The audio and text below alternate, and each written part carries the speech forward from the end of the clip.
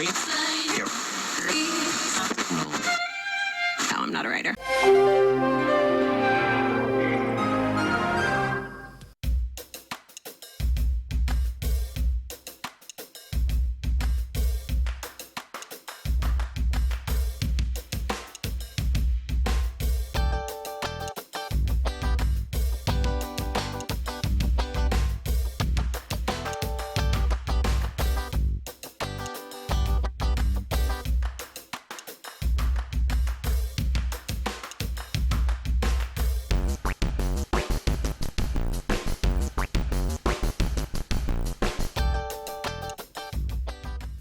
Bene, allora siamo arrivati all'entrata del parco della città dell'impronunciabile nome, che adesso è chiuso. Abbiamo chiamato il tipo al cellulare, che era tra l'altro quello che sta spiegando ai signori, no? Quindi vabbè, insomma, la nostra figura come sempre l'abbiamo fatta, ecco che sta arrivando. Vada io comunque. Signori, vi do una brutta notizia proprio, il cane non può entrare. No, il cane è pericoloso, non può entrare. Non è che sia pericoloso, no, ma i cani proprio in generale non possono entrare, a prescindere dalla pericolosità. Fugiò qui, non c'era ancora il giardino ma aveva già i possedimenti, e fece questo voto solenne a Nostro Signore per cercare di avere la grazia.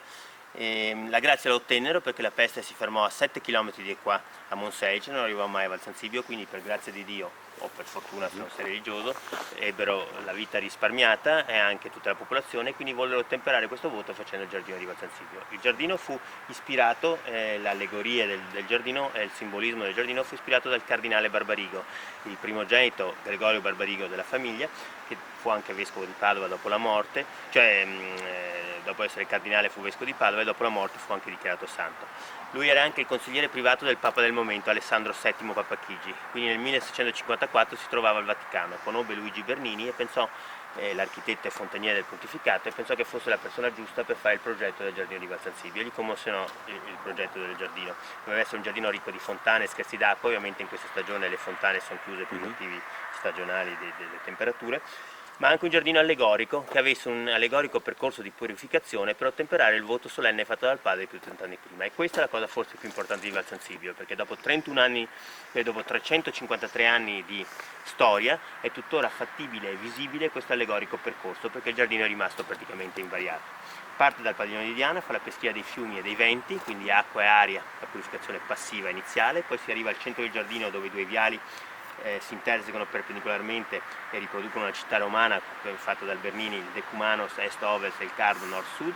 Qua ci si accorge che dopo aver fatto la purificazione passiva dobbiamo iniziare una purificazione attiva, perché siamo ancora carichi di peccati, non siamo degni di andare al piazzale delle rivelazioni, che è la meta finale, dobbiamo volgere le spalle alla meta, andare verso il labirinto, perderci dentro, arrivare al labirinto carichi di peccati, confusi sul nostro proprio ruolo terreno, ci immergiamo nel verde. Ci sono 7 trabocchetti come i 7 vizi capitali, se uno entra in uno deve mestamente tornare sui propri passi, pensare al peccato che ha commesso, chiedere il perdono e riprendere la retta via, finché si arriva alla torretta rialzata. Oggi, siccome stiamo potando, potete andare solamente alla torretta rialzata, dall'alto, liberi dai peccati e dall'alto avete l'idea più chiara del proprio ruolo terreno, ovviamente in modo simbolico e allegorico, e a quel punto andate a meditare alla grotta dell'eremita. Poi andate all'isola dei conigli, che invece rappresenta l'immanenza o il corpo umano, e quindi andate alla trascendenza rappresentata dal monumento al tempo, che invece, non avendo limiti spazio-temporali, rappresenta l'anima. Poi ritornate sul viale centrale e incontrate la fontana delle insidie o degli scherzi d'acqua. Qua, se siete un presuntuoso, un arrogante, vi sedete su sedili di pietra e dite: bene, io ho finito, mi sono purificato e adesso mi rilasso. E gli scherzi d'acqua in stagione ti bagnano e dicono: no bello mio, non hai finito niente, ancora non te la sei guadagnata, alzati e cammina. Vai avanti, arrivi alla scalinata del sonetto. Se non riuscite a leggere il sonetto sulla scalea lo potete leggere qua, 2 versi per gradino, sono 7 gradini. Una volta letto il sonetto finalmente accedete al piazzale della liberazione, l'allegorica meta finale del vostro percorso.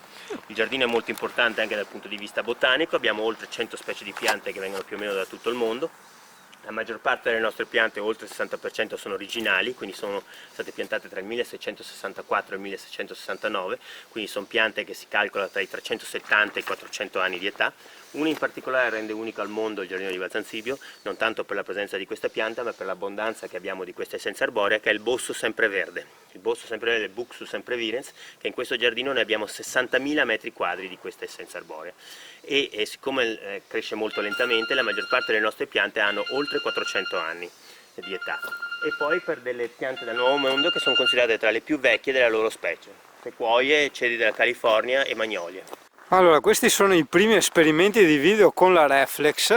Siamo qui nel parco dell'innominabile nome, nel senso che è un nome talmente difficile da ricordare. Quello è Marco, che è più malato di me con la fotografia, cioè lui lo vedi, fa più foto che respiri, no? Cioè in una specie di apnea esistenziale. Poi qui abbiamo la Federica. Adesso speriamo insomma che questo parco sia bello, perché ti anticipo che il biglietto è già di 9 bomboloni.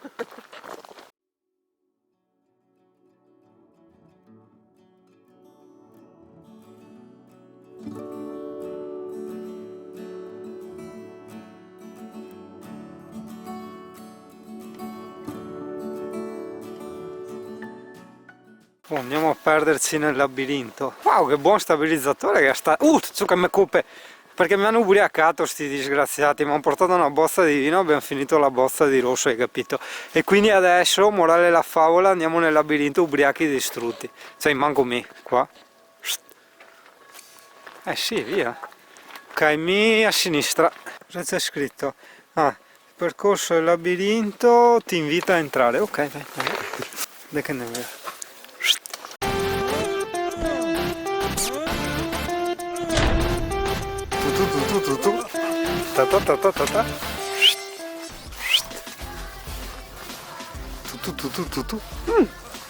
Ma non vale, si vede, non è privacy. Qua? Forse di qua? Qua? Secondo me si esce di qua. Ok, diciamo che non è che proprio mi sono perso, però diciamo ci potrebbero essere delle possibilità. Marco? È colpa loro, sono loro che mi hanno ubriacato. Dammi istruzioni. Quindi torno indietro.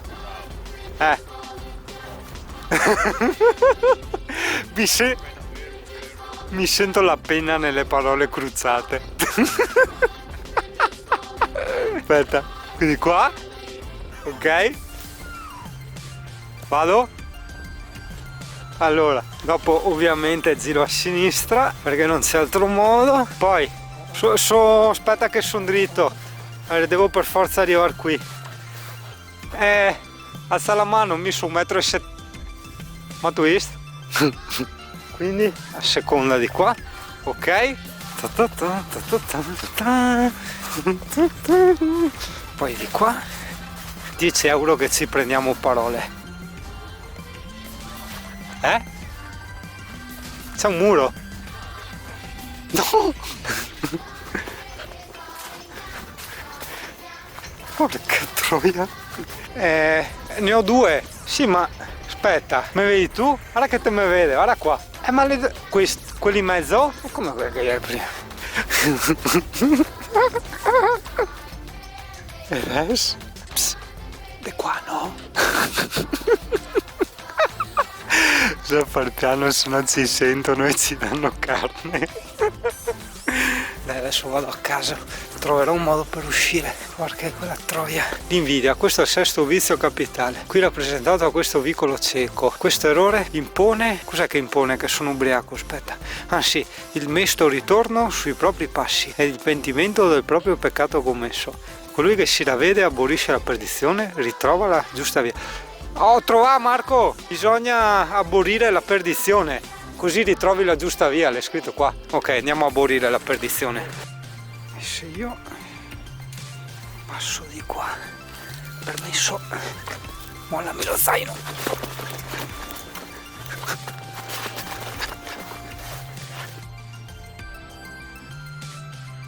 Che cazzo?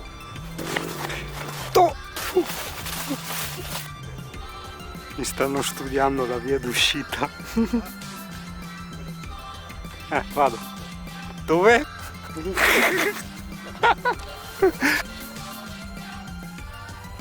Psst. Psst. Marco! Marco, è uscito. Qua le do il sole. Ma qua no, le blocca qua.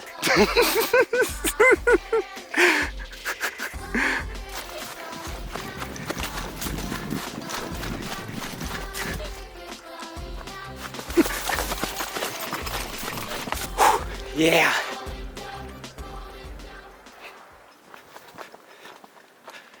Ah, ecco perché mi ero un po' perso, perché è un bel cacchio di labirinto.